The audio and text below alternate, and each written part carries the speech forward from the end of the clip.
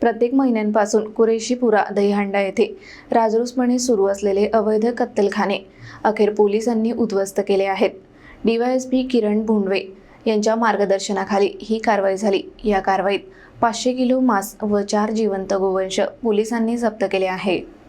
कित्येक महिन्यांपासून कुरेशीपुरा दहीहंडा येथे राजरोसपणे सुरू असलेल्या अवैध कत्तलखान्यांवर अखेर पोलिसांनी धडक कारवाई केली आहे। परिशावधीन डीवायएसपी किरण भोंडवे यांच्या नेतृत्वाखाली दहीहंडा पोलिसांनी ही धाड टाकली। या कारवाईत 4 जिवंत गोवंश जनावरे आणि अंदाजे 5000 किलो कत्तल केलेले मांस जप्त करण्यात आले आहे। पोलिसांना मिळालेल्या गोपनीय माहितीनुसार अजीम अहमद मोहम्मद कासम नामक व्यक्ती आपल्या घरात गोवंशांची कत्तल करत असल्याची माहिती मिळाली। त्यानंतर पोलीस ठाण्याचे अधिकारी आणि पंचासह पोलिसांनी त्यांच्या घरी छापा टाकला। छाप्यात अजीम अहमद आणि त्याच्या साथीदारांना रंगेहात पकडण्यात आले।